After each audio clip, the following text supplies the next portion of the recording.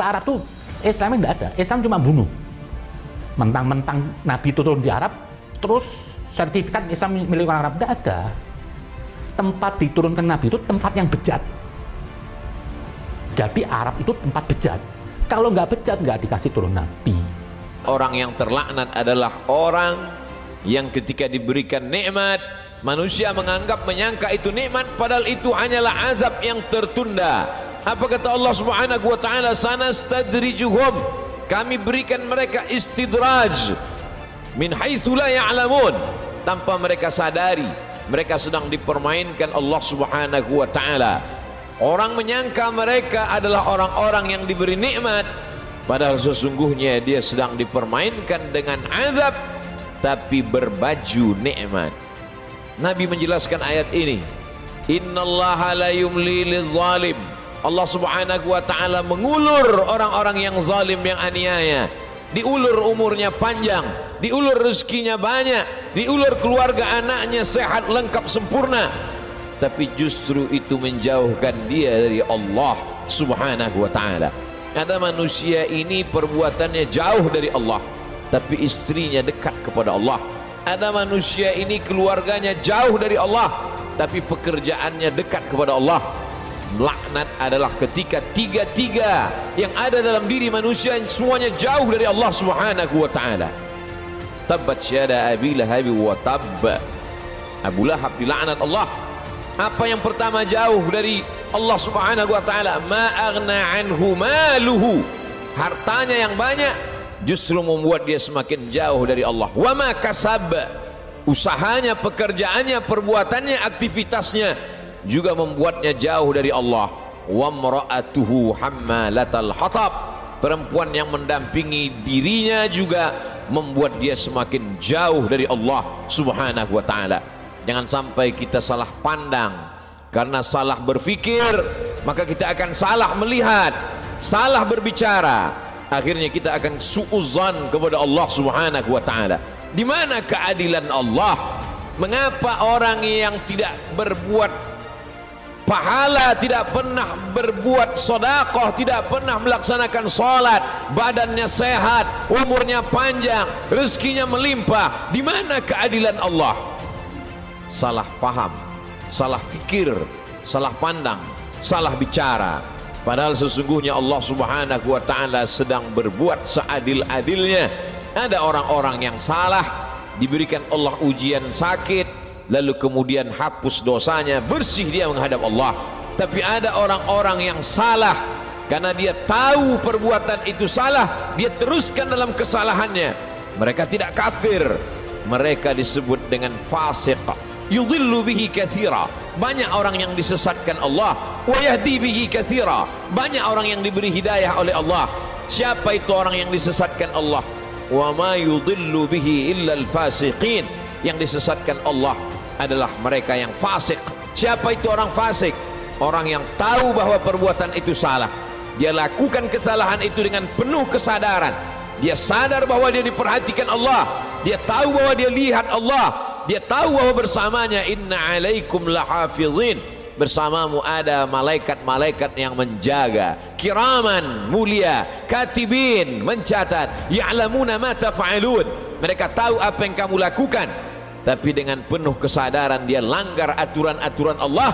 Mereka adalah orang-orang yang fasik. Mereka diazab Allah Subhanahu wa taala di dunia, bukan dalam bentuk kemiskinan, bukan dalam bentuk kefakiran, bukan dalam bentuk penyakit.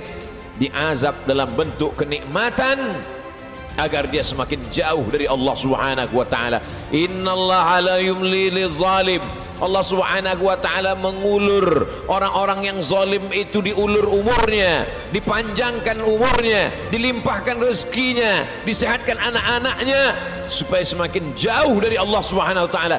Hatta idza akhadhahu lam yuflithu, sehingga ketika Allah menjatuhkan azabnya ke neraka jahanam nanti, maka tidak ada lagi yang tersisa dari dirinya kecuali hanya layak menerima azab Allah Subhanahu wa taala.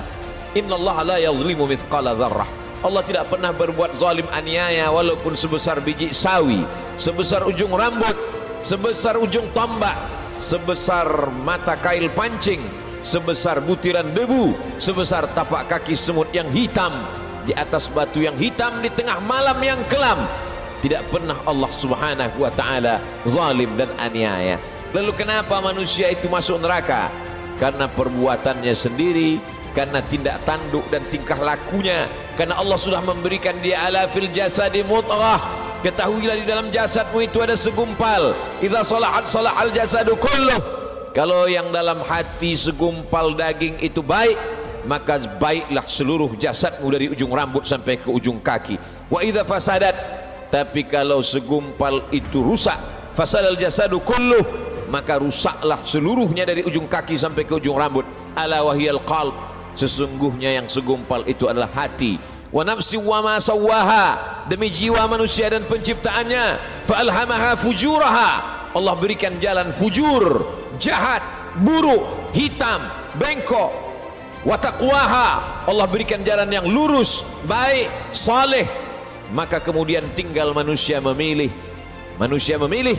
Qad aflaha man zakkaha, beruntunglah orang yang mensucikan hatinya, lalu dia memilih jalan yang diberikan Allah Subhanahu wa taala. Wa qad khaba man dassaha, rugi sia-sialah orang yang mengotori jiwanya, lalu dia mengotori dirinya, lalu kemudian dia kembali kepada Allah dengan pakaian dosa, lalu kemudian dia heran sendiri melihat dirinya di hadapan Allah. Ya Rabb, ma li hadzal kitab, mengapa buku catatan dosa amal perbuatan saya ini la yughadiru saghiratan, semua yang kecil-kecil, wala kabiratan, semua yang besar-besar, illa ahsaha, semua tercatat tertulis dalam buku yang nyata. Allah Subhanahu wa taala berkata padanya saat itu, Iqra, bacalah. Di dunia kita diperintahkan membaca Al-Qur'an bersama para kiai, guru, abaib, alim ulama, kita diperintahkan membaca kitab-kitab. Tapi saat itu kita diperintahkan Iqra kitabak, baca buku catatan amalmu. Kafa bi nafsika al-yawma 'alaika hasiba, cukuplah itu sebagai alat untuk menghitung segala perbuatanmu. Tapi saat itu apa daya, apa yang dapat dilakukan manusia? Penyesalan tak lagi bermakna. Saat itu dia hanya dapat mengutuk dirinya. Saat itu wasiqal ladzina taqaw rabbahum, orang-orang yang takut kepada Allah, maka dia akan digiring, dibawa ilal jannati zumara, masuk ke dalam surga berjamaah. Sampai di pintu surga, apa kata malaikat menyapa? Salamun, selamat kamu, tibtum, kamu sudah berbuat baik, fadkhuluha khalidin, masuklah kamu ke dalam surga khalidin, kekal selama-lamanya. Mendapatkan salam dari pejabat, mendapatkan salam dari orang kaya, betapa bangga, betapa terhormatnya. Ini bukan salam dari makhluk. Salamun qawlan min rabbir rahim, salam dari Allah Subhanahu wa ta'ala. Jibril pernah menitipkan salam kepada Sayyidatuna Aisyah Ummul Mukminin. Betapa senangnya mendapatkan salam dari makhluk yang tak berdosa, malaikat. Tapi ini salam dari Allah Subhanahu wa ta'ala.